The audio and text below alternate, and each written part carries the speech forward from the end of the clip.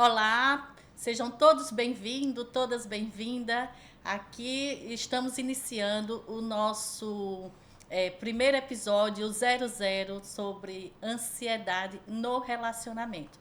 Nós somos hosts, me chamo Andréa Macedo, sou psicóloga clínica e estou aqui com a minha colega e amiga Joseane Santana, que também é psicóloga atuante e estamos aqui para falar sobre vários temas da psicologia e hoje vamos iniciar com o tema da ansiedade no relacionamento. Repara bem, gente, quanta coisa nós temos para desenvolver sobre o tema ansiedade. Percebam que o tema ansiedade, ele é muito amplo, traz muitas falas, muitos assuntos, mas hoje vamos falar a ansiedade nos relacionamentos que percebemos, eu como trabalho, sou psicóloga atuante na clínica, no meu consultório, então eu recebo muito casos de meus pacientes de ansiedade com essa, digamos assim, essa demanda no relacionamento. E esse relacionamento não é só relacionamento conjugal, e sim relacionamento de pais com filhos, conflito de marido e mulher, conflito de irmãos. Então, repare como ele abrange muito, né? O tema, ele é muito, assim, tem muito que ser falado, muito que ser explicado. E eu estou aqui com Joseane, que ela também vai dar uma palavra com vocês se apresentando. Desde já quero agradecer a você, Andréa, por este convite, pela confiança. E é tão bom conversar sobre tantos temas que geram tantas dúvidas no nosso cotidiano. Isso, Né? E a ansiedade está aí nesse mar de temas. isso. Sou psicóloga clínica, com especialização em psicologia hospitalar. Já trabalhei, né, há muitos anos como professora também, sou graduada em letras, então passei um bom tempo na educação e aí parti para a psicologia, né? Se bem que elas estão interligadas. Com certeza. E assim, nesse primeiro momento é sempre bom, né, trazer um pouco sobre a nossa vida, a nossa infância, né, como chegamos até este momento aqui. Nossas referências, É né, José? verdade. O quanto é importante. Então eu gostaria de saber como foi sua infância, né? Como foi esse trajeto, na verdade, como está sendo este trajeto, né? Sim. Para você. Olha só, a minha infância, né? Eu venho do interior, eu não moro, não nasci aqui em Aracaju, eu moro em Aracaju há 30 anos e que Aracaju me acolheu, né? Então, mas eu sou de Lagarto, sou filha de Lagarto, com muito orgulho. Então, tive uma infância que tenho ótimas memórias, né? Foi uma infância que eu brinquei bastante. Meus pais, minha mãe, ela é professora. Meu pai, ele trabalhava na roça, agricultor. E é uma família de três irmãos, né? Eu tenho a mim, minha irmã, que é mais velha, ela também é professora, meu irmão, que é administrador, que é Rogério. Então, tive uma infância vendo meus pais trabalhando, mas eles passando para os seus filhos, passando para mim em especial, o quanto era importante a educação, né? De você ter a oportunidade de estudar e aproveitar. E entre esses momentos, a importância que eles tinham em entender que entre a responsabilidade do estudar também tinha o momento de ser criança, que é o que nós não vimos nos dias de hoje. Isso. Então eu vivi essa infância de brincar de boneca, de brincar debaixo das árvores, de ir para o sítio dos meus avós, de brincar de comidinha, né? Que no interior tinha muito disso, de brincar de na minha época, gente, era queimado. Hoje é outro nome que se dá, né? Então, de pega-pega, de esconde-esconde, de tomar banho em rio, de andar de bicicleta. Então, eu trago essas vivências muito marcantes e eu percebo o quanto isso me tornou a pessoa que eu sou hoje, a profissional que eu sou hoje, a mãe que eu sou hoje, que eu passo essas referências para os meus filhos. Então, essa é a Andréa, e aí, então, eu cresci, né, com essas vivências dentro da religião, sou católica, meus pais, né, com a rotina de ir à missa todos os dias. Em seguida, fui estudar, né, continuar os estudos, e aí que eu percebi que eu tinha algo para desenvolver. Então, já desde lá que eu já percebia o quanto eu queria trabalhar com as pessoas, de entender a saúde da mente das pessoas, a saúde mental. Então, desde muito sempre. Então, mas só que aí a vida vai moldando, vai trazendo outras realidades, né, outras conquistas. Então, namorei, constituí minha família, casei, constituí minha família, tenho meus filhos e enquanto isso fui trabalhando, trabalhei desde sempre, trabalhei em hospital. Passei por alguns hospitais, as quais eu tenho uma referência muito positiva. E então, até que eu cheguei a fazer a graduação da psicologia, que realmente eu tenho outras graduações, eu tenho graduação em gestão hospitalar, eu tenho curso técnico em instrumentação cirúrgica, a qual eu desenvolvo e trabalho, né, na minha formação lá no hospital NUSE, onde eu trabalho. E hoje sou psicóloga, já trabalhei como coordenadora de CAPES,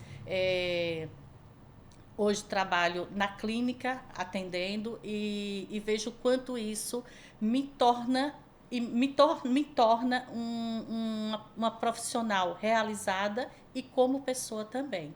Então, tudo isso eu vejo que foi do que? Das minhas raízes, né? Da minha infância, da minha criação, dos ensinamentos que meus pais passaram para mim. Então, o quanto isso é importante.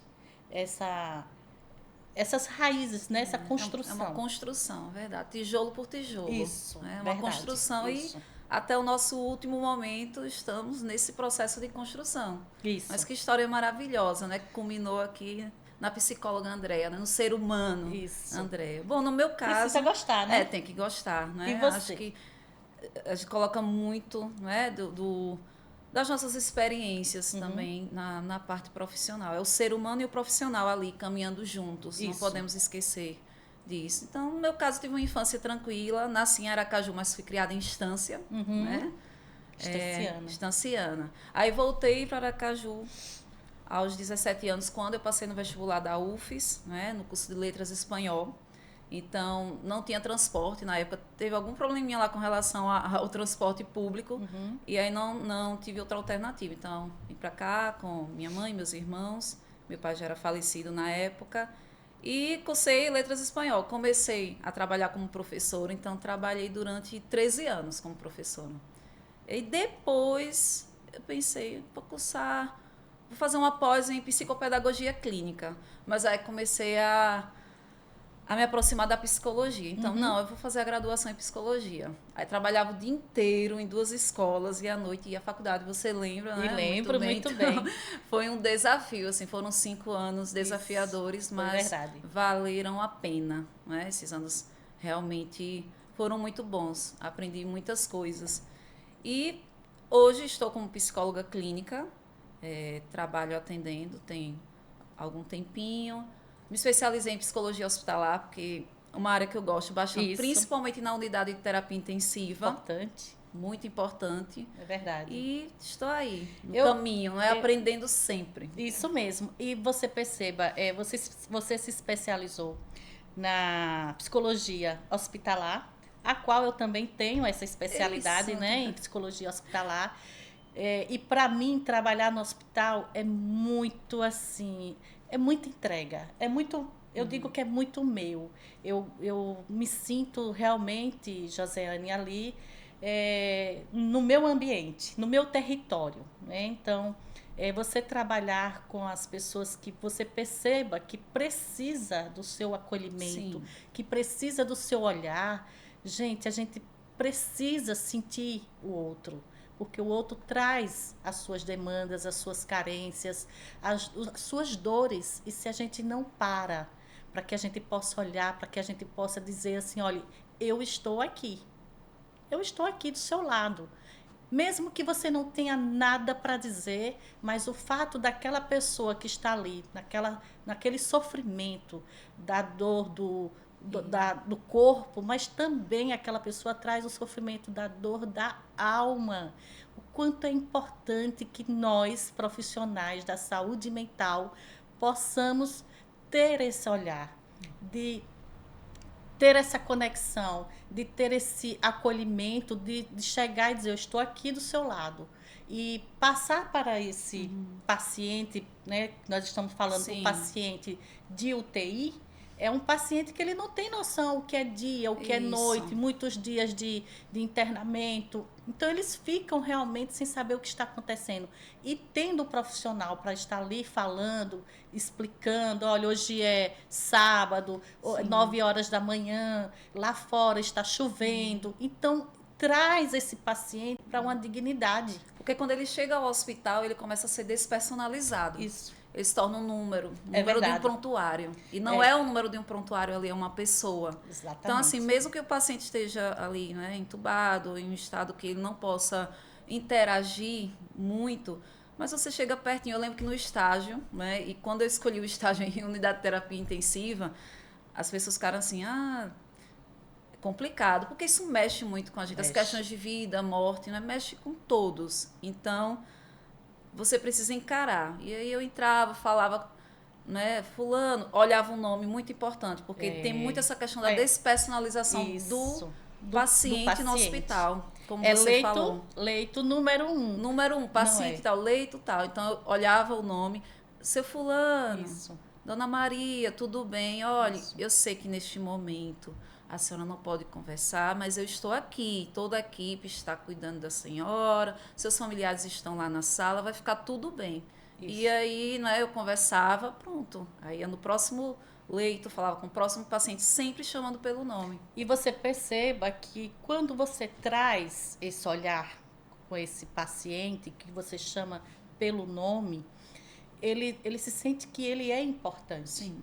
Né? Não é o leito, é a pessoa, é o paciente, é uma história de vida que aquele paciente traz, né? Aquele paciente é uma mãe, é um pai, é um filho, então é um tio, é um avô, então tem importância, não é um número, gente, é uma pessoa, é uma história de vida e você resgata isso.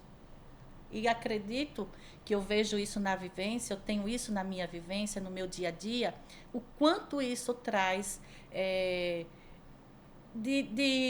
da essência, né? Do querer, eu preciso melhorar, eu quero melhorar porque eu tenho uma vida lá fora. Né? Então, você traz isso muito. Então, precisa passar essa conexão. Né? Então, eu vejo que saúde mental também é isso. É você ter esse olhar muito profundo, né, com o outro. Ter sensibilidade para poder acessar o outro. É verdade. Né? Ter muita sensibilidade porque vivemos, né, momentos conturbados. Isso. Sempre estamos, né, nessa luta constante. Então é importante sempre ter esse olhar, né, voltado para o outro, né, tentar compreender, né, sem julgamentos. Principalmente, né, é outra coisa que muita gente deixa de procurar psicoterapia, né? Procurar um psicólogo, com ou um psiquiatra, medo, né? Com medo do julgamento. Com medo do julgamento. Mas o julgamento principal é o nosso, é o seu julgamento. Então, é o primeiro. E quando você passa por esse processo, né, de aceitação e de entender, né, o quanto é importante que você procure o profissional correto, né, que esse profissional ele não está ali para lhe julgar. Ele está ali para lhe acolher, lhe ouvir atentamente. É uma escuta qualificada. Sim. Né? Não é uma escuta de um amigo, não é uma escuta de um irmão, de um parente. E sim, é a escuta do profissional. Que nós temos, né? Digamos que nós temos essa sabedoria, digamos assim, porque nós estamos a cada dia sempre estudando, né? Nos informando cada vez mais, para que, além de ter essa escuta, gente, ter essa sensibilidade do não julgamento, porque julgamento, as pessoas estão com vários julgamentos externamente. Aquele momento que está diante do profissional da saúde mental é não julgamento, é acolher, é ouvir, é entender a dor que o seu paciente está trazendo. Não é isso? E como nós estamos já entrando, né, no paciente, muito paciente, então eu pergunto para você, Josiane, como é que você lida, como é que você trabalha com seus pacientes na questão da ansiedade, né? Porque a ansiedade hoje é um tema que é se falado muito, né? Se fala tudo hoje, as pessoas verem como ansiedade, mas nós precisamos definir, né? Isso. A ansiedade realmente, quando é ansiedade, transtorno, e tem aquela ansiedade que todos nós A trazemos. ansiedade nossa de cada dia, que faz parte, Faz que nos parte. impulsiona, né, que ajuda Que é em saudável, nossas né? ações. Exato, porque saudável. o que acontece? Como existe, né, essa questão do crescimento dos números relacionados aos transtornos de ansiedade, então, quando se fala ansiedade, já traz um medo. Ai, meu Deus, ansiedade. Pronto, estou ansioso, estou com algum transtorno. Não, a ansiedade faz parte do nosso dia a dia. Do dia a dia. É necessário sentir em alguns momentos para poder reagir. É verdade. É instintivo isso, entendeu? É instinto de sobrevivência. Então, quando algo nos incomoda, você começa, né, a ficar um pouco mais intenso para poder reagir, para poder tomar uma decisão. Então, essa é a ansiedade nossa de cada dia. E aí é quando é importante, né, ter o autocontrole dessa ansiedade para que você possa tomar as suas decisões assertivas. Exatamente. Né? Não, as pessoas, elas são... trazem as emoções, né? Então, de uma forma muito aflorada. Então, eu digo sempre aos meus pacientes o seguinte: nós temos 2 tipos de ansiedade, viu, gente? E é importante, sim, trazer a ansiedade. Nós temos a ansiedade boa, né? Que é essa ansiedade que nos impulsiona, que joga você para frente, que você tem um sonho e esse sonho eu preciso concretizar, mas dá aquela dorzinha na barriga. Essa é a ansiedade que joga para você para frente, que eu vejo que de uma certa forma é importante. Inclusive no filme Divertidamente 2, incluíram a ansiedade. Olha aí. Vai ser bem interessante. Eu acho que vai lançar ainda acho este que mês. eu acho que já saiu alguma coisa, eu já ouvi alguém então, falando sobre. Veja que, né, a necessidade de se falar sobre ansiedade de ser incluíram a ansiedade no Divertidamente. E porque as pessoas trazem muita ansiedade como algo muito ruim, né? Eu não consigo dormir, então estou ansiosa, certo? Por que será que você não está conseguindo dormir? Então, como é que está sendo os seus hábitos no seu dia a dia?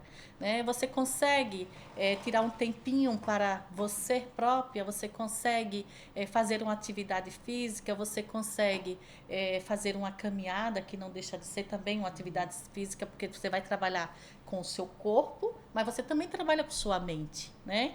Você vai reprogramando o seu dia para que você possa diferenciar de verdade. É uma ansiedade?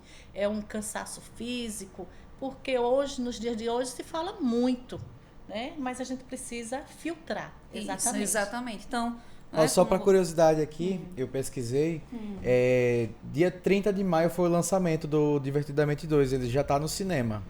Que legal. Então todo mundo já pode assistir. Que bom que já podemos ver o segundo episódio do filme, a né? segunda parte do filme, que vai trazer, né, a ansiedade como, né, um componente ali importante. Isso, né? isso. E aí, falando, né, respondendo a sua pergunta sobre atender na clínica e principalmente esta demanda de ansiedade, realmente tem sido muito frequente, né? É sempre a dupla dinâmica, ansiedade e depressão. Eu costumo chamar da duplinha dinâmica, porque são muitos casos. E é o estilo de vida, né? Essa correria, essa cobrança. Excessiva, né? Redes sociais, comparações. Então, é a sociedade da pressa, de que tudo tem que ser agora. E a ansiedade está muito ligada ao futuro, ao que ainda vai acontecer.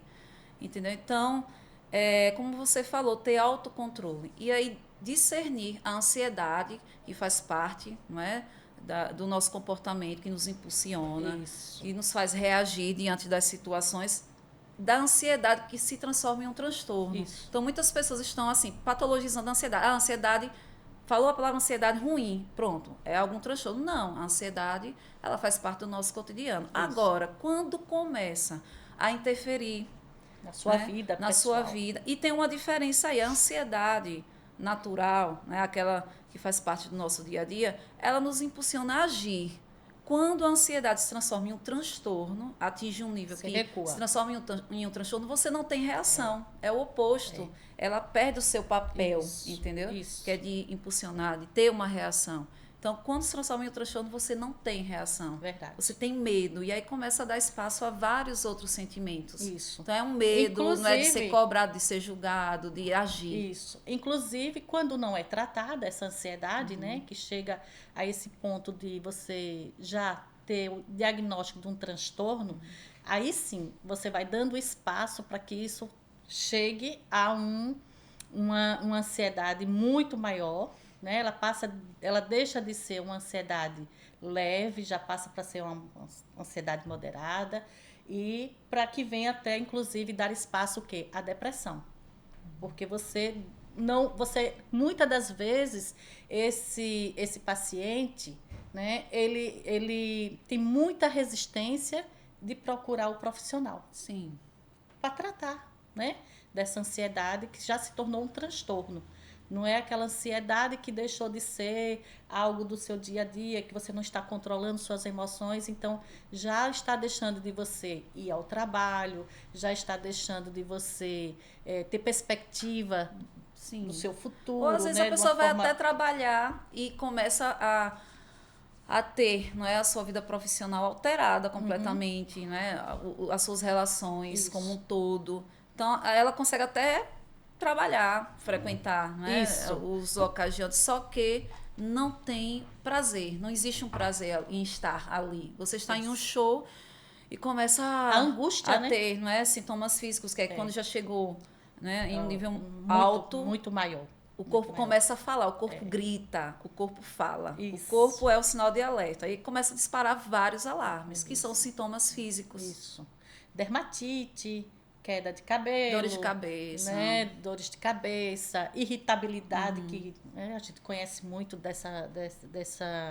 do que traz esse paciente, né? Então, antes de tudo, precisa se autoconhecer. Eu digo muito disso. Precisa ter esse autoconhecimento de você própria. Então, o que é que está acontecendo comigo que o meu comportamento ele mudou?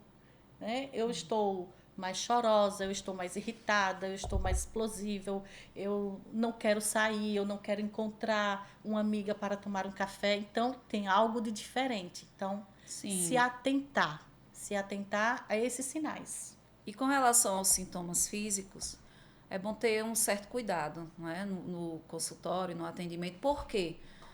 Vamos lá. Estou sentindo muitas dores de cabeça. Você já fez exames? Isso. Já procurou o atendimento médico? Porque existe um protocolo. Você não pode chegar uma pessoa que está com dor de cabeça. É ansiedade. Isso. Palpitação. É ansiedade. Então, ela precisa passar por um processo de investigação. Isso. Depois, né, descartadas todas as possibilidades, aí sim, o próprio médico encaminha. Ele já encaminha, já diz, olha, você fez, não é, um eletrocardiograma, fez uma tomografia, não foi, não é, ninguém viu nada aqui, você não tem nada físico. Nem, esses sintomas não são de origem física.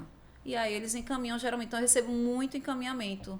Né? Às vezes a pessoa vai parar na urgência, com palpitação. Não, estou, né, infartando. Aí vai, porque faz se todos... confunde muito, né? Os sintomas são muito parecidos. Se confunde Como muito. eu falei, é um sinal de alerta. O corpo Isso. dispara vários alarmes. E aí você não sabe o que é.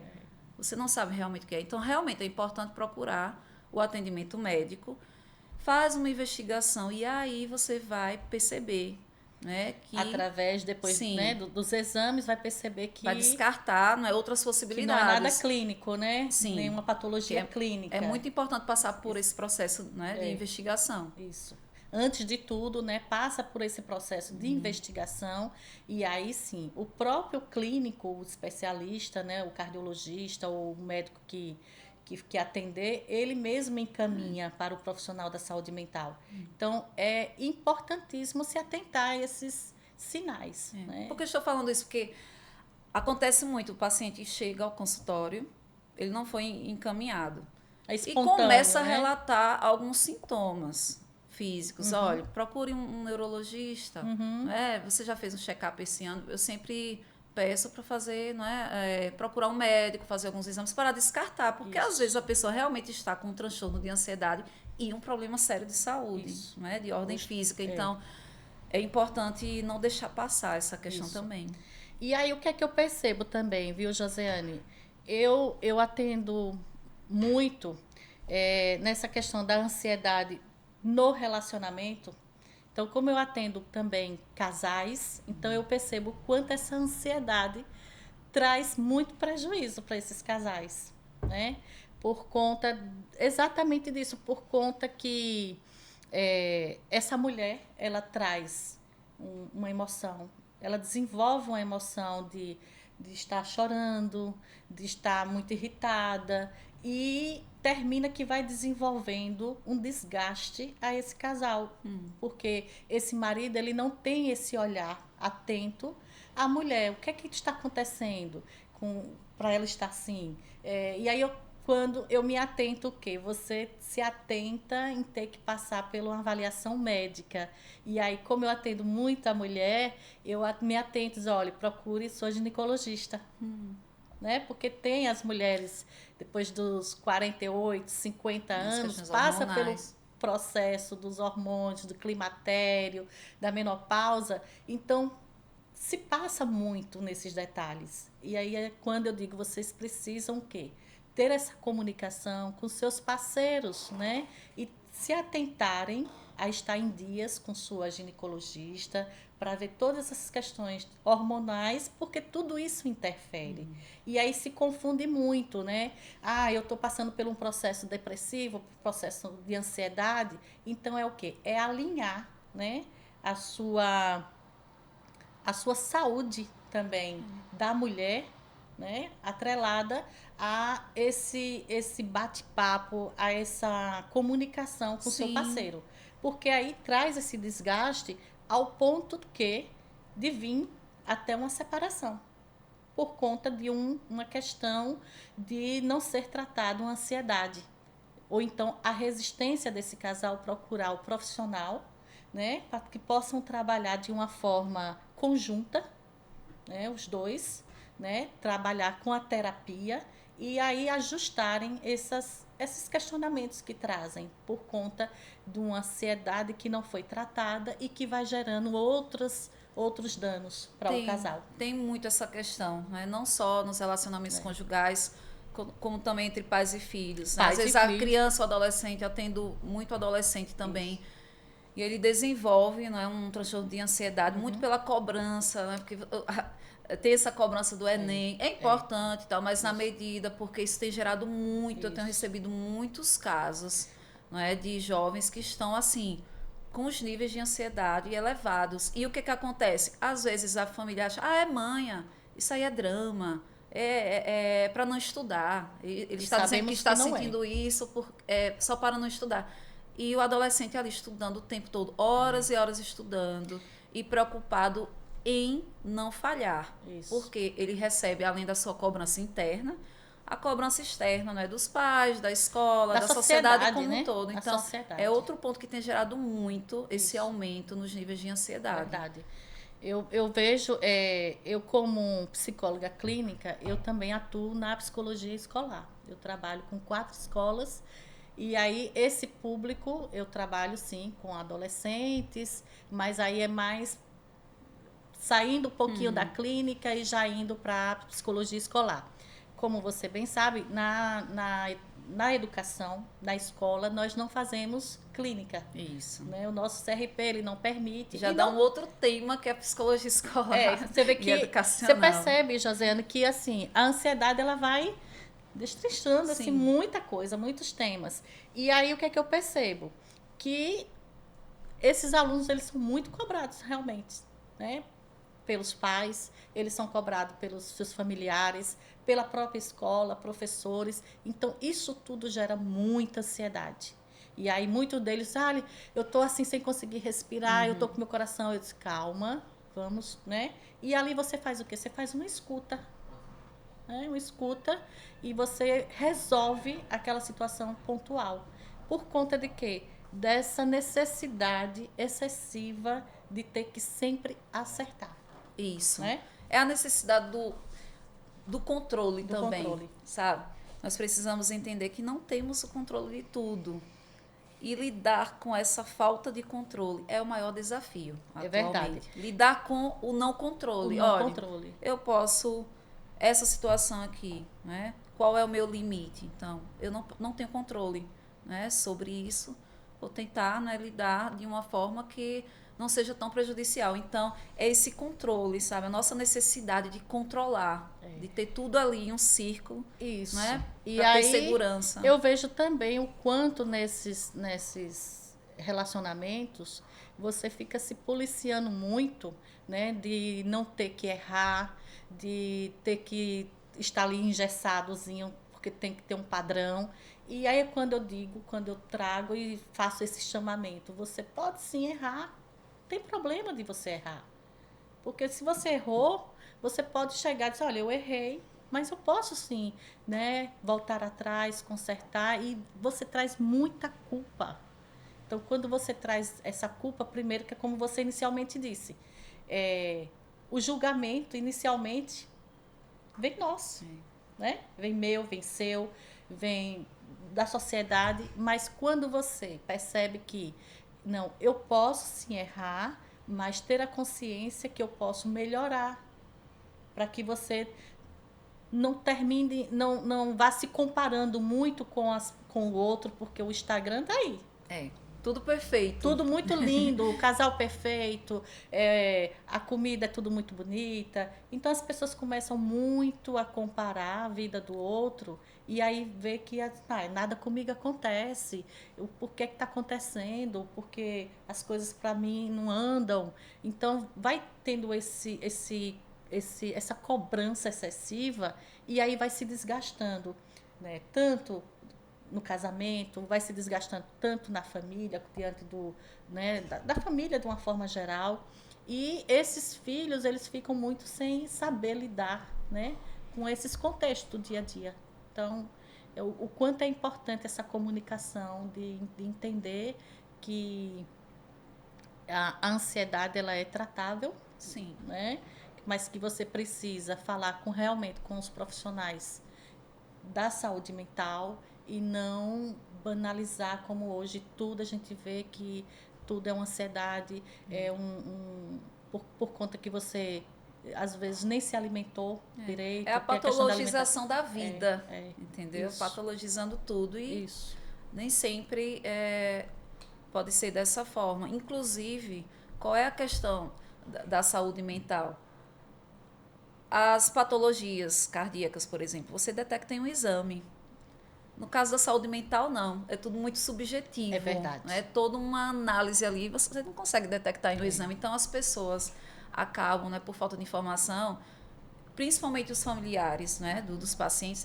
Isso aí é porque ele não tem controle, é porque é drama, como eu já falei. Isso. É coisa da cabeça. E começa a banalizar. E aí a pessoa começa, né, o paciente começa a entrar em um estado de solidão. Porque, olha, eu estou sentindo tudo isso e ninguém acredita. Acha que eu estou inventando.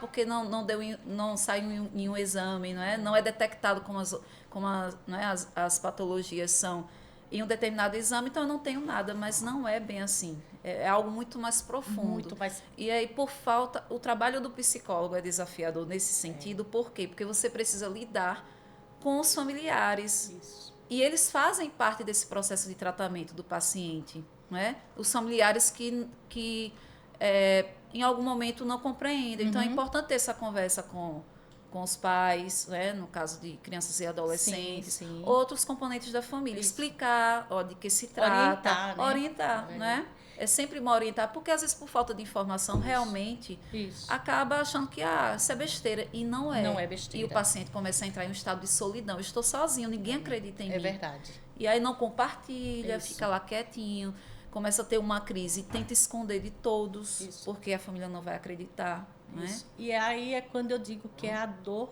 da alma. Né? A dor da alma, você chegar assim e atingir, né?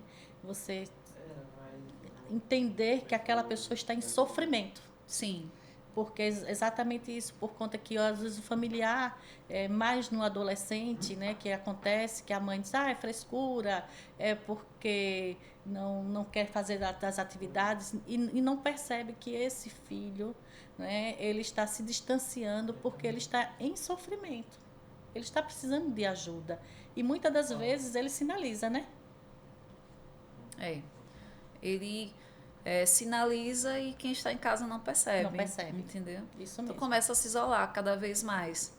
E muitas vezes eles chegam ao consultório contando coisas que, assim, olha, eu nunca falei isso para ninguém. E estou sentindo um alívio enorme em poder falar, né, aqui sem julgamentos. Então tem muito julgamento também.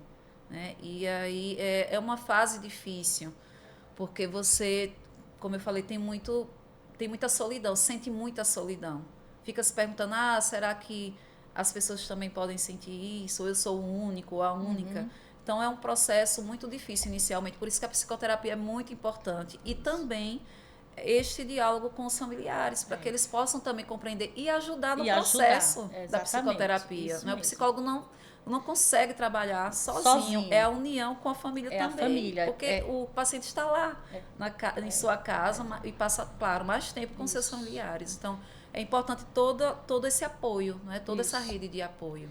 E quando você faz esse chamamento com os pais, a família, para que eles também possam entender como conduzir, né, esse paciente, esse indivíduo, né, externamente, porque enquanto está ali no consultório, né, o psicólogo está ali cuidando, tratando, mas realmente tem a parte lá fora, né, nas suas vivências. Então, se a família ela não é uma rede mesmo, se ela não entende o processo da psicoterapia, então fica muito difícil, né? E eu digo muito o quê? Que 50% é o papel do psicólogo, né? Mas 50% tem que ser do paciente. É a autonomia, né? Precisamos prezar pela autonomia do paciente, né? Para que ele possa lidar com essas e outras questões. Com essas coisas que é importante que a vida, né? Eu vejo que a vida, ela nos entrega os obstáculos e nós precisamos saber lidar com esses obstáculos, porque as pessoas, elas ficam muito frustradas nos dias de hoje com os nãos. Elas são muito imediatistas, então querem tudo na mesma hora, imediato. E os resultados terminam que não é aquilo que projetou, né? Então se frustram ou desanimam ou desistem. E aí é quando eu digo, olha, os obstáculos, eles são sim importantes. Os obstáculos, eles nos faz crescer como pessoa, como profissional, como ser humano de uma forma geral. Então traga isso também como um aliado seu, né? Tem coisas que você projeta, acredito, que você projeta uma situação, mas você tem que saber entender que nem tudo depende só de você. Isso. E quando aquilo não acontece, você entender, olha, essa situação não depende só de mim, depende de outras situações, de outras pessoas. E aí você consegue lidar melhor com essa frustração, com esse não, e não desistir. Porque aí eu percebo que as pessoas desistem muito fácil, né, Josiane? Desistem muito fácil. E aí, quando eu digo, é um perfil muito forte de uma pessoa ansiosa, mais para a depressão. São os mecanismos de defesa, né? Então, cada pessoa, você pode ter 10 pessoas com um transtorno de ansiedade, o mesmo transtorno de ansiedade, porque nós temos alguns tipos, mas a forma de lidar, ela é diferente. Porque tem a personalidade. Cada ser humano é único, então cada um vai ter o seu tempo, o seu ritmo para poder começar. Saber lidar, né? Saber lidar. Aí tem os mecanismos de defesa, cada um começa a ter, né, o seu arsenal. Então, uns começam pela resistência, não tenho nada, estou bem. Outros já falam logo, então assim, cada um... E é muito bom aqueles que chegam e falam logo, né? Porque a gente também... eu digo assim, olha, aqui é seu espaço, aqui é seu, aqui você pode trazer as suas demandas, mas entendendo que cada um realmente tem o seu tempo, por conta do seu perfil, por conta de confiar no profissional, de se sentir à vontade. E o que eu percebo que é assim, fantástico, eu vejo isso fantástico, porque você percebe que o paciente chega assim meio tímido e depois vai sentindo, né, que ali é seu espaço, que ali você pode trazer realmente o que você quiser diante das suas angústias, né, do que você está sentindo, e aquilo é transformador na vida daquela pessoa, né? Então você recebe aquele paciente que está com aquela dor, né? E você, no passar das sessões, você vê a evolução. Sim. Então, isso eu vejo, poxa, isso é transformador na vida da outra pessoa. E o quanto isso significa para nós profissionais.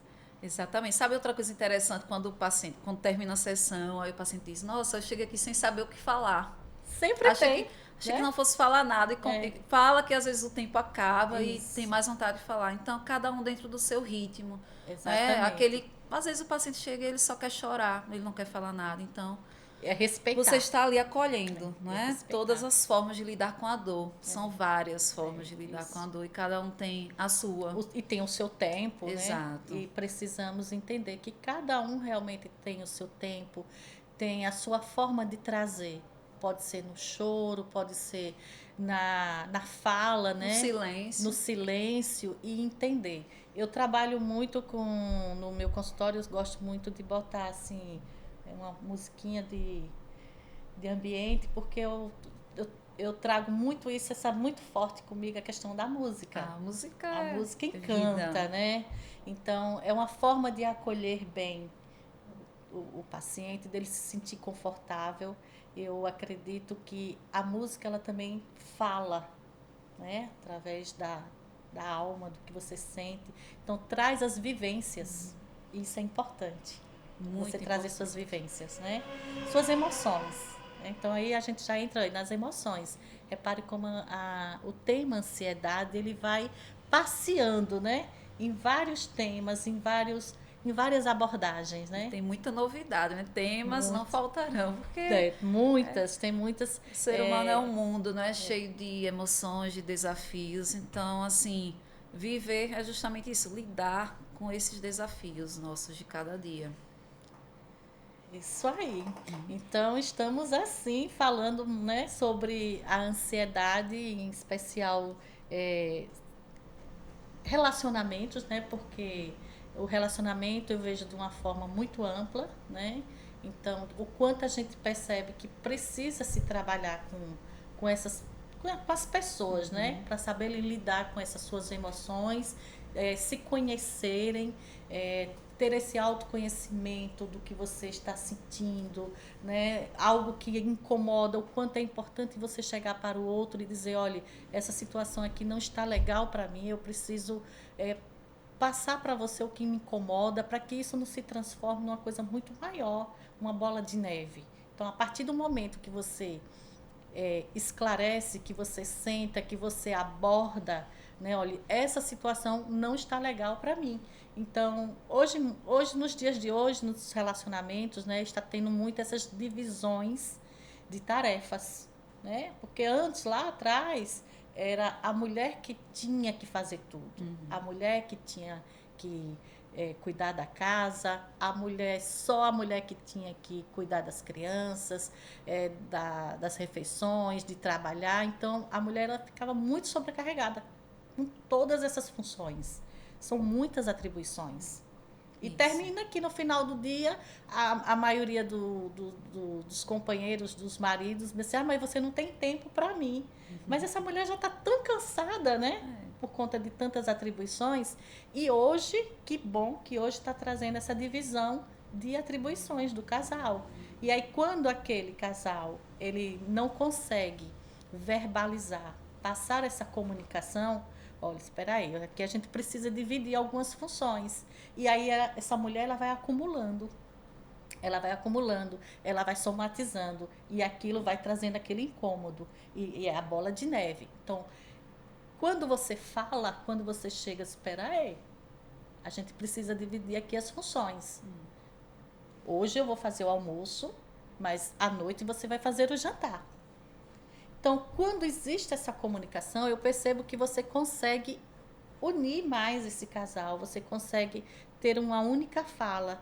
E aí a harmonia, ela começa a acontecer e até você voltar, que eu sempre digo assim, olha, vocês precisam ter a admiração que vocês tinham antes, quando vocês se conheceram enquanto namorados, né? Vocês precisam namorar, vocês precisam ter essa comunicação, essa admiração, o querer estar junto. Sim, muito importante, né? É? André, né, com a sua experiência na psicologia clínica, atendendo, né, também essas questões de ansiedade e relacionamentos, quais são os principais desafios assim, que você encontra? Né? Por exemplo, tem um casal e aí um está passando, né, por crises de ansiedade. Sim. Neste momento, qual é o principal desafio que você percebe nesses casos, assim, de um estar passando por um momento de crise e o outro não? Você percebe assim que há uma compreensão, que isso acaba afetando? Quais são essas demandas? Então, eu vejo que falta o quê? Comunicação, exatamente o que eu estava falando há poucos instantes. A falta de comunicação é assim, é crucial. Então eu vejo que os casais eles não se falam, eles não conversam, né?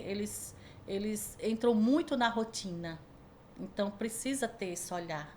Você precisa tirar um momento para você estar com seu companheiro, com sua companheira, né? Para vocês trocarem essas suas dificuldades do dia a dia.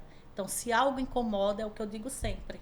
Precisa conversar. Você conversou, você chamou para conversar, você disse que algo está incomodando? Não. Eu disse, precisa. Porque o outro, ele não vai adivinhar.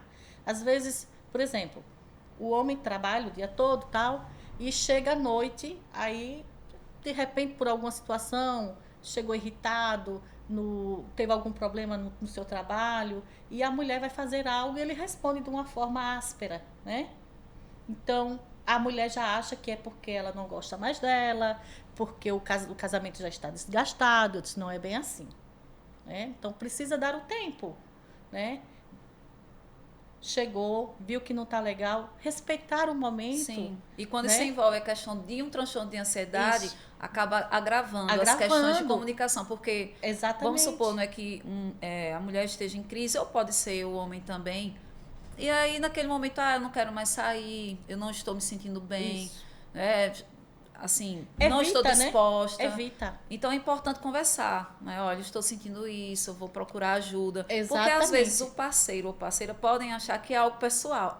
Não quer sair mais comigo porque não tem interesse. Isso. Enfim, outras situações. Porque o transtorno de ansiedade, ele interfere muito nas relações. Então, é importante ter esse diálogo, essa conversa, para que os ruídos na comunicação não aumentem e acabem ocasionando outras questões, outras situações. Exatamente. Né? Então, eu vejo que é assim, é falta de comunicação. Né? Então, precisa, sim, ter mais comunicação para que um possa ajudar o outro. Né? Entender, será que eu estou passando por algum processo, né, de ansiedade maior e eu não estou identificando, né? Então, o olhar do outro atento, mais observador, então vai se atentar e vai dizer, para aí. Cumplicidade, Cumplicidade, né? Você entender que o outro não está bem naquele momento, não está à sua disposição. Exatamente. E o que fazer? Às vezes ficar quietinho ali, abraçado, no cantinho. Um abraço. Pronto, não precisa, já que você não está bem, abraço. não vou sair, procurar entender, compreender, não é? Olha, eu não sei, eu não entendo muito bem o que você está passando, não é? Isso no caso de uma pessoa com crise de ansiedade. Eu não entendo muito bem o que você está passando, mas eu estou aqui. Não é ficar lá quietinho. Isso. E o fato de dizer, eu estou aqui, e eu posso lhe abraçar, né? Então, isso já é uma resposta muito importante, porque essa mulher, ela se sente acolhida. Ela se sente que ela pode contar com o seu marido, com o seu parceiro, com o seu companheiro. Ou vice-versa, né? Ou vice-versa, quando é um homem que está passando por essa situação então, também. É se atentar mesmo, porque é quando a gente faz esse chamamento, né? Então, quando geralmente chega ao consultório mais mulheres. Tem uma resistência aí do porque público masculino. Porque os homens ainda têm muita resistência de procurar o profissional, o psicólogo, né? Para falar sobre as suas questões pessoais e principalmente no relacionamento conjugal. É uma questão cultural, né? Cultural, né? É o tabu, né? Que o homem acaba, né, não procurando atendimento. Isso não só na psicologia, mas... de uma forma geral, né? Algumas especialidades médicas, por exemplo. Então, há uma resistência, né? A criança, ela é orientada, direcionada a ser forte o tempo todo. E se É a for um cultura, menino, né? se for um homem, então não pode chorar, Isso. não pode demonstrar sentimentos, senão é fraco, não é homem. Então tem muito, né, que traz muito essa carga cultural, Nossa entendeu? No nosso cultura, né, país. ainda ela é muito forte, né? Esses questionamentos do homem não poder chorar, esses questionamentos do homem não procurar, né, fugindo um pouquinho, um urologista, né, que hoje as Sim, coisas, que bom que estão muito mais trabalhadas, proctologista também, né? o Uma resistência. proctologista. Então, eu vejo que existe essa resistência do homem, então é quando eu faço esse convite a essa mulher. Convide seu marido para também, né? Ele vir ao profissional para que possamos trabalhar juntos, para que vocês possam trabalhar com esses questionamentos, para que eles possam resgatar, né, essa vivência, porque o amor existe, ele fica lá adormecido por conta dessas situações que vão acontecendo, né? Do dia a dia, né? Dessas cobranças excessivas. Então vai se perdendo e não vai se atentando que tudo isso existe o quê?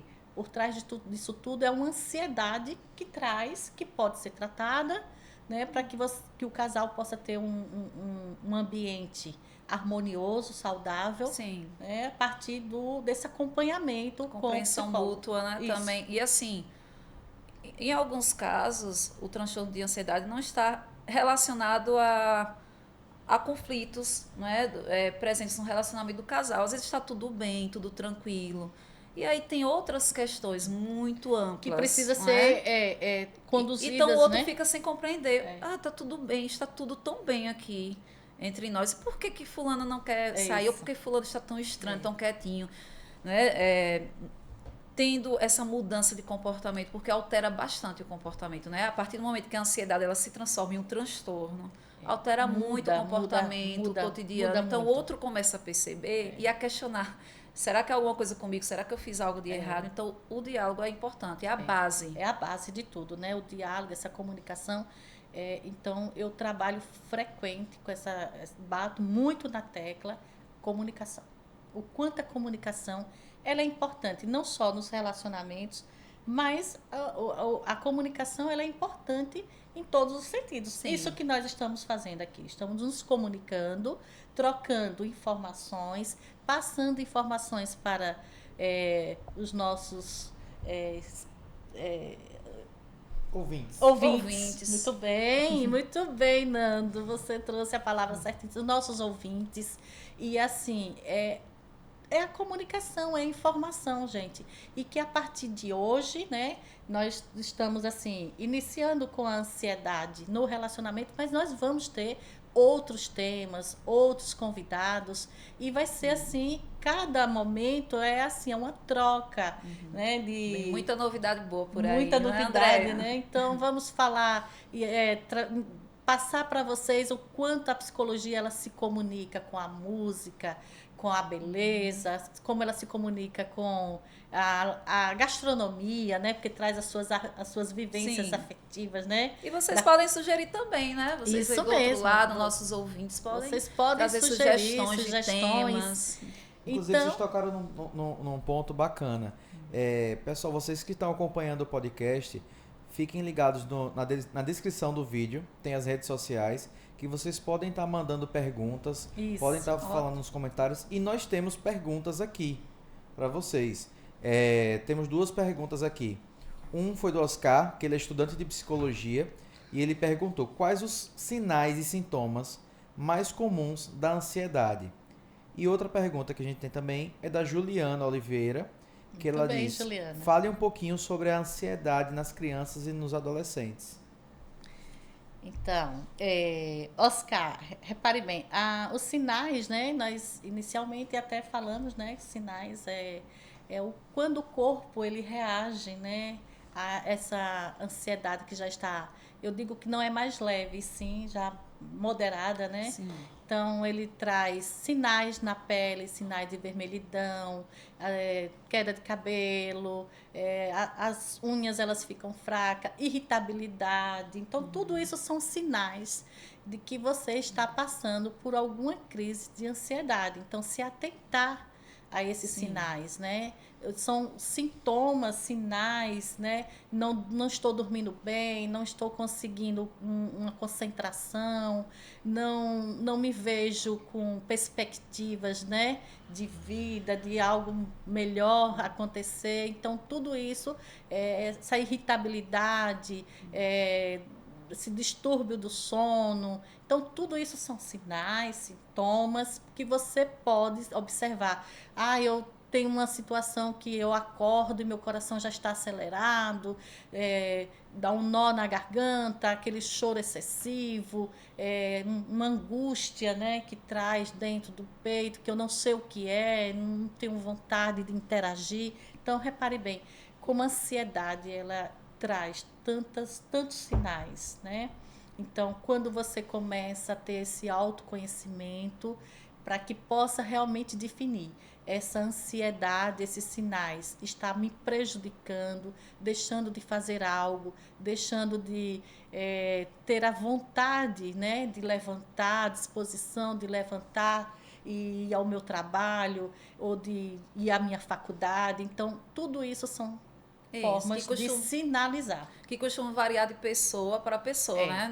Isso. Não necessariamente todas as pessoas que estão com algum indício de transtorno de ansiedade terão os mesmos sintomas. Então, cada corpo, cada pessoa reage vai manifestar forma, de uma forma. Então, às forma. vezes, são sinais bem sutis, bem discretos, e você não percebe. Então, o nosso corpo começa a acionar os alarmes, eu costumo dizer.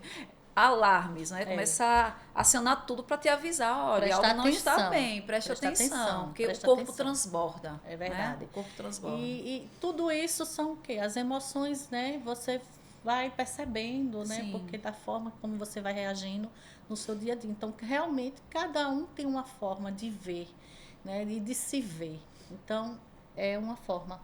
Juliana, você quer responder? Sim, ansiedade em crianças e adolescentes, né? Então, falamos um pouco também sobre, né, muita gente pergunta, mas criança, né, pode desenvolver um transtorno de ansiedade, ou adolescente? Sim.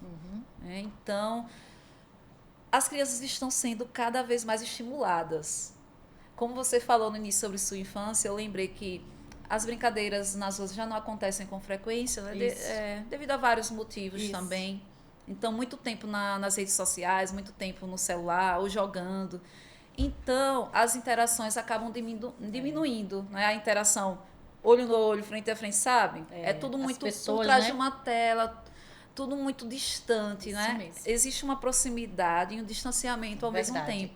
Então, quando você, né, que é criança ou adolescente, acaba tendo que lidar com o outro pessoalmente, causa um estranhamento. É como se você não soubesse mais como conviver com o outro. É estranho, porque você não tem a proteção da tela. Isso. E aí, fora as questões relacionadas a estudos, a provas, relacionamentos de pais, né? Dos pais também. Separados. Pais separados, ou às vezes vivem juntos, mas com diversos conflitos. Então, a criança e o adolescente acabam desenvolvendo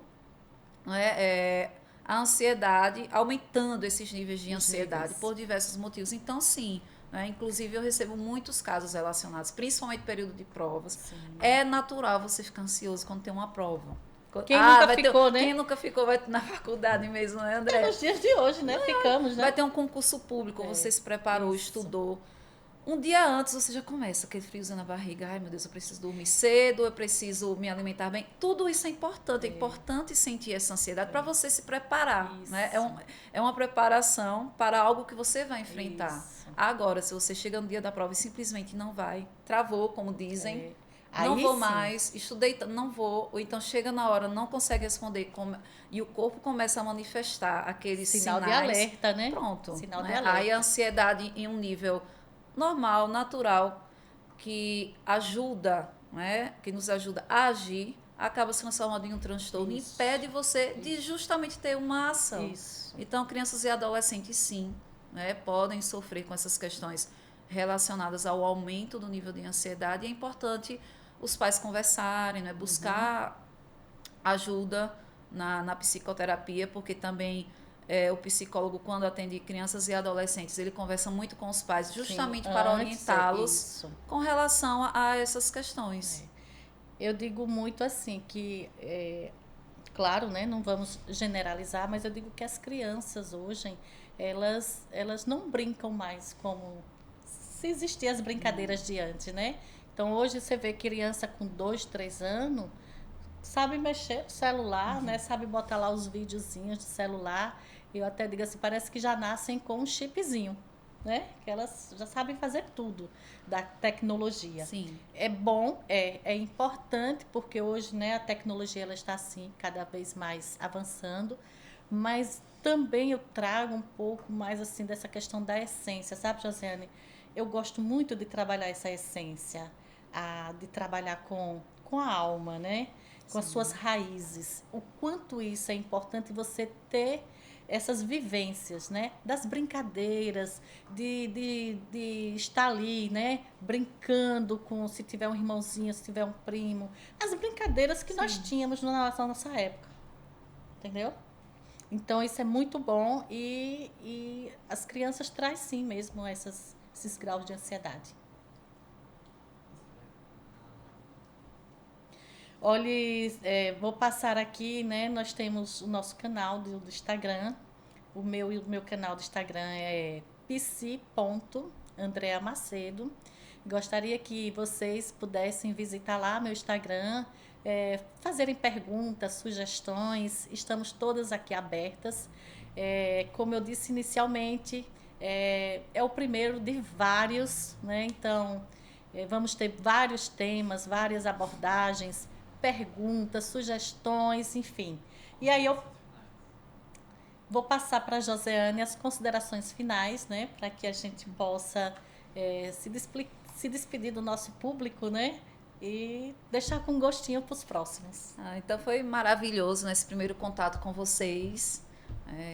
Desde já agradecemos por essa oportunidade, por essa interação. Nós falamos muito em comunicação, então é uma forma de sanar algumas dúvidas e iniciamos hoje uma caminhada, né? Uma caminhada muito importante, Isso. que é aproximar o público justamente de temas que Isso. ficam muito distantes. Isso. Né? E aí E falar temos de essa uma oportunidade. forma, né, Josi? Uma forma leve. Sim, né? simples. Sem muita técnica.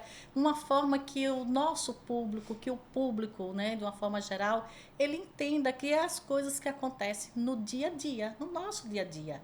Que não tem muita coisa de diferente de outras situações. É o que a gente ouve, é o que a gente trabalha, são as demandas que chegam até a gente e que a gente precisa ter, assim, essa comunicação simples mesmo, para que o outro possa entender o que nós estamos passando, a nossa mensagem. Viu? É essa situação.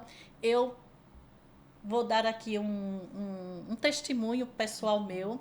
Hoje eu estou assim me sentindo assim realizada, porque assim, eu digo todos os dias que nós precisamos alimentar e nutrir nossos sonhos. Verdade. E assim, depois de tanto tempo, eu sempre tive assim em mente, tive sonho de hoje com o podcast, né, que bombou, então eu tive essa oportunidade, estou tendo essa oportunidade de estar aqui dividindo com vocês, trocando essas informações com a minha colega psicóloga Joseane Santana, e isso é maravilhoso, gente. Então eu passo para vocês que vocês podem sim sonhar, vocês podem sim nutrir seus sonhos a cada dia, a cada momento. Isso é importante. É isso que nos faz viver, é isso que nos deixa assim, com a esperança que no dia seguinte vai ser melhor, que nos impulsiona.